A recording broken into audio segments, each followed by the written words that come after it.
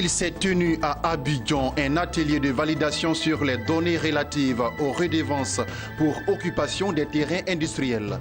L'objectif de cet atelier est d'offrir des sites industriels aux normes internationales pour permettre aux industries implantées en Côte d'Ivoire d'accroître leur contribution dans la création de richesses et d'emplois dans le pays.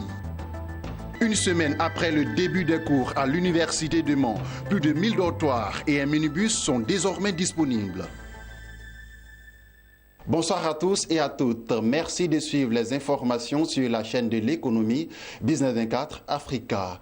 Il s'est tenu ce jeudi à Abidjan un atelier de validation sur les données relatives aux redevances pour occupation des terrains industriels. Une initiative du FODI, le Fonds international pour le développement des infrastructures industrielles, une structure sous tutelle du ministère ivoirien en charge de l'industrie et des mines. L'objectif de cet atelier est d'offrir des sites industriels aux normes internationales pour permettre aux entreprises implantées en Côte d'Ivoire d'accroître leur contribution dans la création de richesses et d'emplois dans le pays. Lawani Babatunde et Lignon Gilbert. La Côte d'Ivoire a fait de l'industrialisation un pilier de transformation de son économie et partant de son développement. La réalisation passe par de nombreuses réformes structurelles déjà engagées et surtout par le règlement définitif du manque de terrain industriel, d'où l'organisation de cet atelier de validation sur les données relatives aux redevances pour occupation des terrains industriels, une initiative du FODI, le Fonds de développement des infrastructures industrielles, structure sous tutelle du ministère de l'Industrie et des Mines. L'atelier de ce jour a pour but de réunir tous les acteurs impliqués dans le processus de la collecte et de gestion de la redevance d'occupation des terrains industriels afin de parvenir au terme de ces travaux à la production d'un fichier unique de référence des redevances. Votre mission est capitale car les conclusions de vos travaux sont très attendues pour un fonctionnement efficient et transparent du FODI. Et je voulais ici indiquer toute l'attente que le ministre m'a demandé de vous exprimer, c'est celle de voir une mobilisation encore plus importante de ressources parce que les besoins deviennent de plus en plus importants. Continuer à mobiliser nos énergies pour faire en sorte que chaque année, la zone soit encore mieux, présentée et présente toutes les garanties des standards internationaux au fur et à mesure que les années passent. Cet atelier qui vise à apporter une réponse définitive à la pénurie de terrains industriels en Côte d'Ivoire a été salué par le secteur privé. La Confédération générale des entreprises de Côte d'Ivoire se dit prête à jouer sa partition, notamment continuer les investissements et contribuer aux réflexions et à la définition des stratégies et des réformes. Pour la CGC, cet atelier est la preuve de la bonne progression de la mise en œuvre des réformes prévues pour améliorer la gestion des terrains industriels et favoriser l'aménagement de zones industrielles de classe mondiale pour l'installation des entreprises.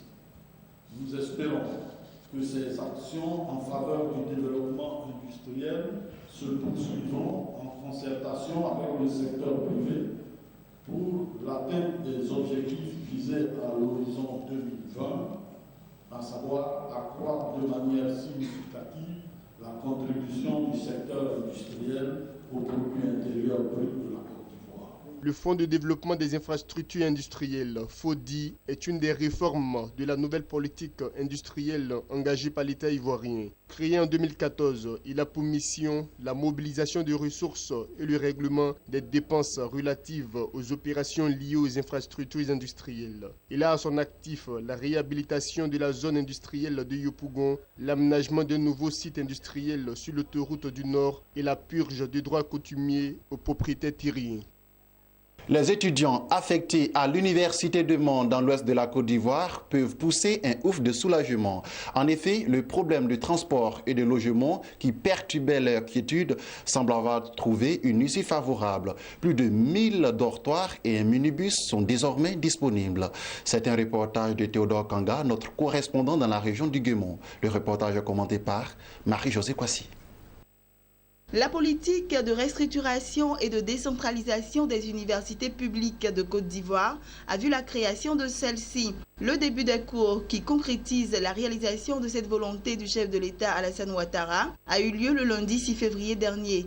Une semaine après le démarrage des cours, le professeur Koulibaly Lassiné, président de la dite université, a fait le bilan des inscriptions et du personnel présent. En vue de répondre efficacement aux défis de l'ouverture de l'université de Mans, nous avons très vite créé les conditions du déploiement réussi du personnel jugé indispensable en dégageant les moyens pour l'hébergement provisoire de ce personnel dans un immeuble au quartier Camp CA. En effet, depuis le début du mois de janvier 2017, le dit personnel est déployé. Régulièrement, le président est présent, les 2 vice-présidents, le secrétaire général, le chef de la scolarité et son personnel pour les inscriptions, le responsable académique avec son secrétaire principal pour l'organisation et la réalisation des cours. Point des inscriptions des étudiants orientés à ce jour à l'université de Mans. 429 étudiants orientés, 338 ont procédé à leur inscription en ligne, soit un taux d'inscription de 78,78%. Ceux qui ont terminé tout le processus d'inscription, c'est-à-dire sont venus à la scolarité, ont retiré les fiches, les ont remplies convenablement, 171, soit 39,86%, avec un total de 220 fiches retirées. Donc il y a encore une cinquantaine, pour ne pas dire une soixantaine, qui doivent juste terminer le processus.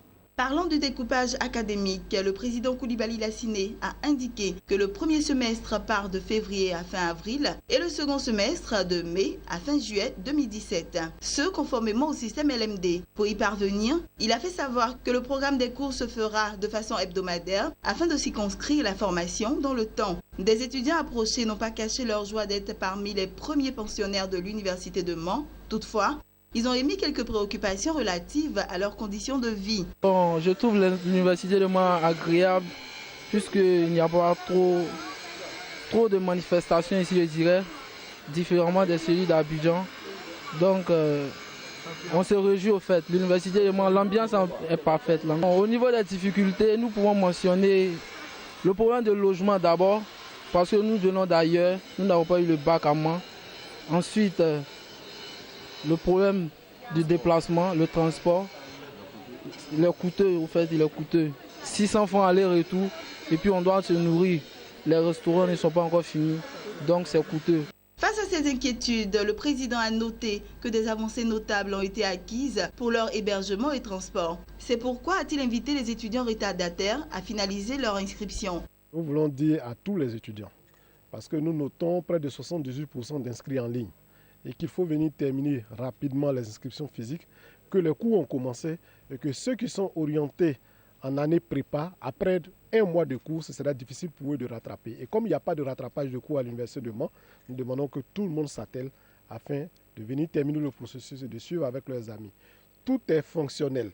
Il y a quelques petites difficultés que vous avez soulignées, mais nous vous avons donné aussi les orientations du gouvernement qui sont de trouver des solutions idoines le plus rapidement possible. Les sites provisoires où logeront les étudiants de l'université de Mans sont bien connus. Ici, à l'espace de l'opération des Nations Unies, 500 dortoirs dotés d'un système de climatisation sont disponibles pour accueillir environ 1000 personnes. Quant au centre diocésain, avec ses bungalows, 70 étudiants pourront y déposer leurs valises.